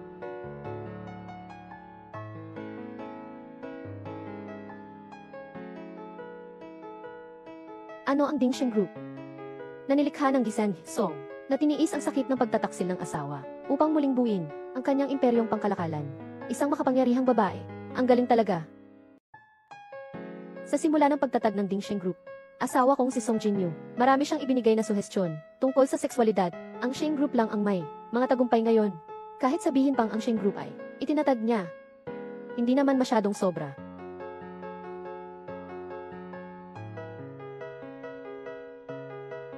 Noong mga taon na iyon, ako at si Yihua ay nahulog sa pag-ibig at hindi nagtagal. Nagkaroon kami ng si Ying Chen at si Ying Huan upang hindi maistorbo ang inyong pamilya sa aming kapayapaan. Kaya itinago namin ito hanggang ngayon. Nagsasagawa ka ng pangangalunya habang kasal ka at naglakas loob ka pa.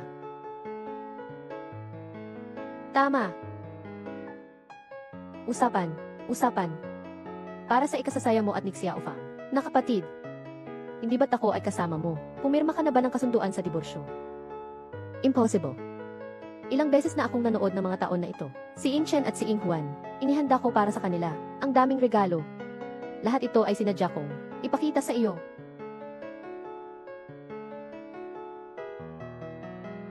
Kapatid na babae, nabiktima ka ng buong 18 taon.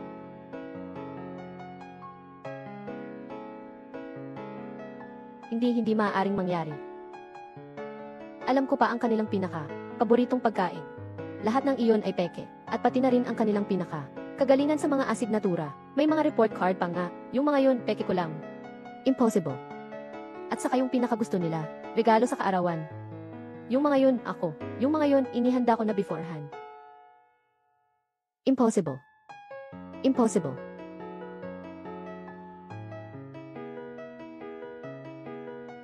Masakit ang tiyan ko.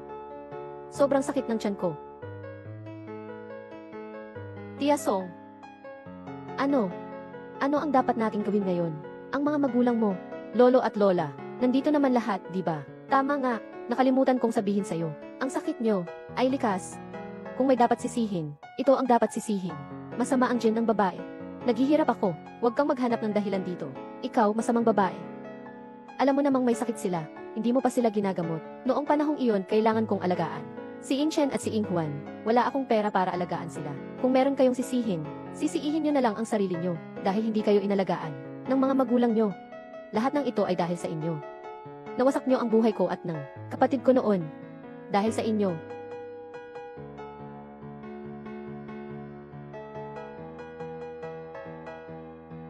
Ipagpatuloy ang kasal, asawa. Mga taong walang kinalaman sa kasal, paalisin sila. Guard, paalisin sila. Anong ginagawa nyo?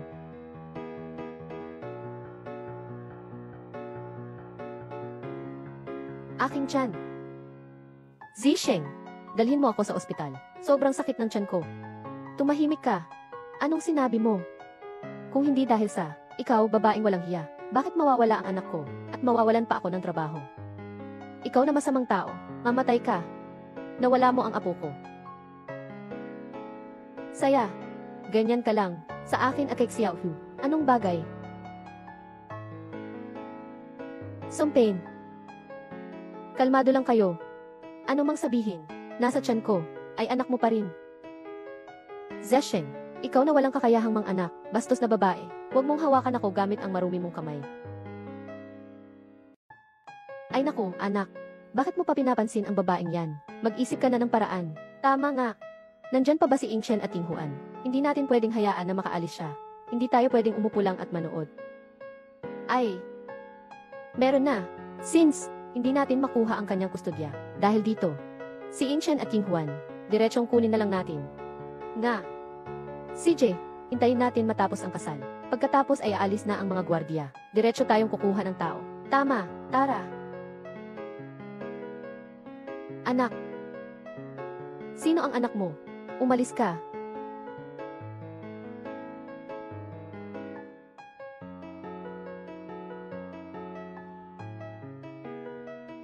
Asawa. Salamat sa pagod mo. Nakatayo ka ng matagal. Walang anuman. Lahat ng ito ay sulit. Sa wakas, maaari na akong tawagin kang asawa sa harap ng lahat. Na ito. Mom at Dad, ilang taon na kayo? Kailangan niyong maging sweet. Ay, itong batang ito. Asawa, uwi na tayo. Sandali lang, Diyos ng kuryente. Song Jinru. Ano man ang mangyari ngayon, babayaran ko ito. Kukunin ko si Ing Chen at si Ing Huan. CJ. Ngayon man anuman ang mangyari, anuman ang halaga ng sakripisyo, gusto kong dalhin si Ing Chen at si Ing Huan. CJ. Aking mahal na apo. Nandito si Lola, ha? Halika na, bilisan mo, huwag mong hayaan na magsisi ang babaeng iyon. Ikaw, pangit, nagsinungaling ka na naman. Ako si Song Jinru, palaging tumutupad sa salita, lahat ng napagkasunduan dati. Basta't natutugunan ang mga kondisyon, kaya kong gawin ito. Pero natutugunan ba ang mga kondisyon? Ikaw, babaeng masama, isa kang sinungaling. Naglalaro ka pa ng mga salita. Hindi ba't sinabi nyo, basta maihatid lang si Ing Chen at Ing Huan, ano man ang gastos, kahit anong kapalit, edi CJ. Makulong na lang. Makulong. Suspect na si Zhang Zesheng. Ginoong Zhang, si Liu Xiuhua, mayroon kaming mga duda na kayo ay may kinalaman sa panlilinlang at paninirang puri na nagdudulot ng kaguluhan sa pampublikong kaayusan na may kaugnayan sa mga kaso, mangyaring makipagtulungan sa investigasyon. Ikaw, masamang tao, mangahas ka pang magulat. Ngayon ay araw ng Dingxing Group. Kasalan ni Ginoong Qi. Ganito kalaking bagay. Hindi ito live na ipapakita. Paano ito magiging katanggap-tanggap? Kailangan mo ako. Zhang Zesheng, pakisuyo, makipagtulungan ka sa investigasyon. Dalhin siya.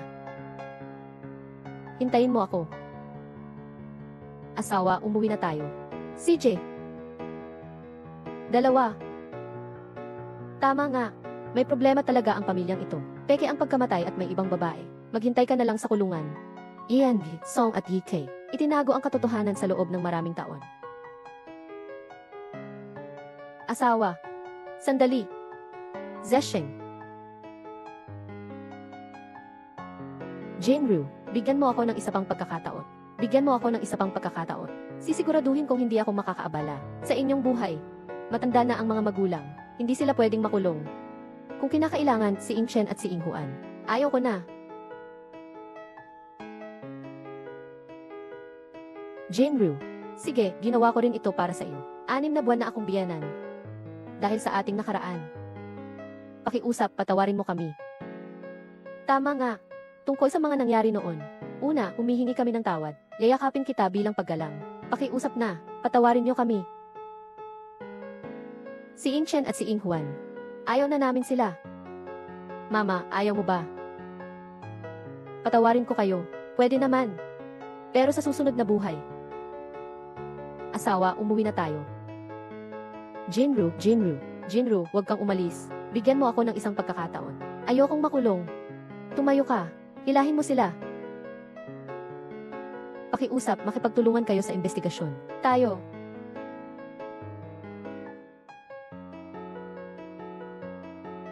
Asawa, Ing Chen at Ing Huan, dapat malapit na silang lumapat. Hindi ba, bumalik na sina Ing Chen at Ing Huan.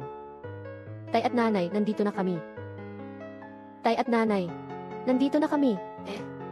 Mom at Dad, nandito na kami para magpasalamat sa inyo.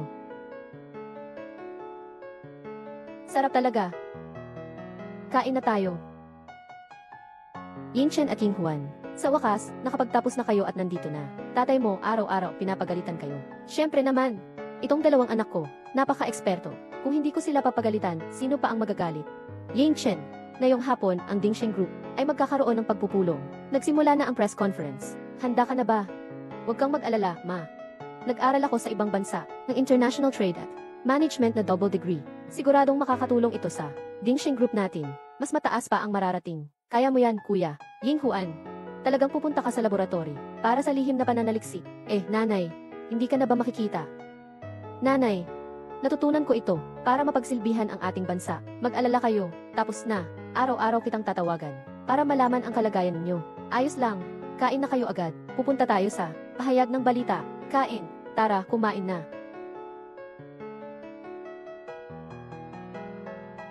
Mabait na tao, kami po ay may kapansanan. Naway magbigay kayo sa amin. Ang kapatid ko ay buong araw na hindi pa kumakain. Xiaolong, bakit ka nandito? Ikaw.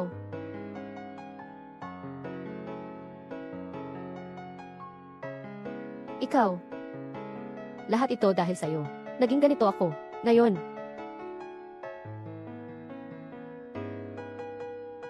Tumahimik ka na. Kung hindi dahil sa akin at kay Xiaohu, na handang magpalimos para sa'yo, mamamatay ka na lang sa gutom sa tabi ng daan. Anak, makinig ka sa akin. Lahat ito dahil sa babaeng ito. Anong babaeng masama? Tawagin mo si Gan Ki. Kung hindi ka pa makikinig, itatapon na kita ngayon. Tawagin si Ki. Ayan, Ki. Magandang araw sa inyo, mga Ginoo. Ginoong Ginang, Ginoong Ki. Anong ginagawa niyo dito? May konting bagay pa ako sa kumpanya. Xiaolong, bakit kasama mo ang nanay mo at ang bunso mong kapatid? Nanghihingi ba kayo dito? Mula ng araw na iyon. Ang nanay ko, ang babaeng ito, ay nagkaroon ng miscarriage. At dahil sa mga epekto nito, nagkaroon pa siya ng kapansanan sa dalawang binti. Kami, mga tao, wala kaming magawa, kundi humingi ng limos. Zhang Zisheng, hindi ba kayo pinapansin niya? Ang tatay ko, noong araw mismo, inaresto at ikinulong, lolo at lola, dahil natakot na mauhuli. Namatay sa bahay sa pamamagitan ng pagpapakamatay sa pamamagitan ng pagbaril. Isa na lang ito, isang walang silbing babae. Kailangan pa namin na alagaan siya ng dalawang kapatid. Ginang Ki. Maliit na tigre, maliit na tigre. Uy, tumayo ka na. Ginoot Ginang Ki. Ito ang regalo mo noon, para sa aming pag-akyat sa kolehiyo. Hindi namin kailanman nais ibenta ito. Pinanatili namin ito. Pabrika. Ying Chen, bawat buwan bibigyan kita ng 1,000 piso para sa iyong mga kaibigan. Parang tulong na lang.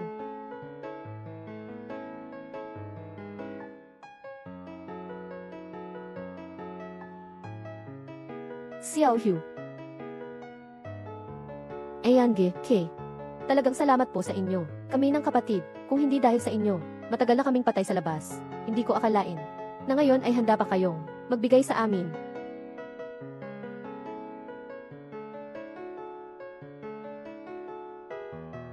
Tumayo ka. Hindi ako makabangon. Tumayo ka na.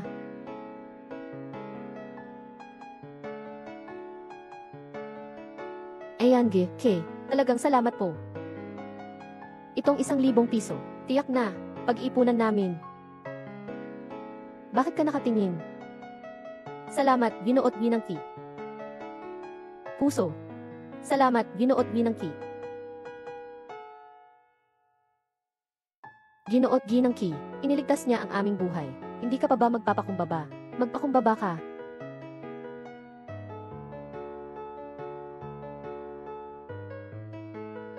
Ginang Ki. Salamat po.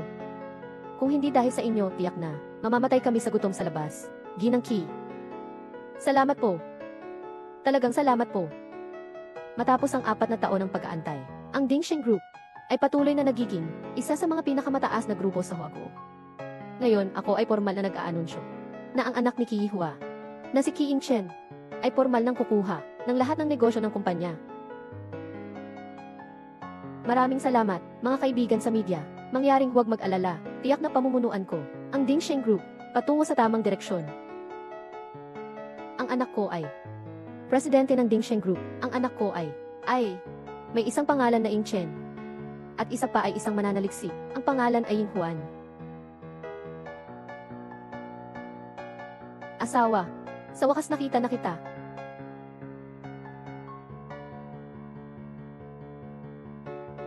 Asawa. Sa wakas, nakita na kita. Asawa, saan ka ba pumunta? Ay naku, ang ating anak, lumaki na. Ay naku. Isda, lumaki na ang anak ko, Lumaki na ang anak ko. Blessing. Ginoo Ki, Ginang Ki.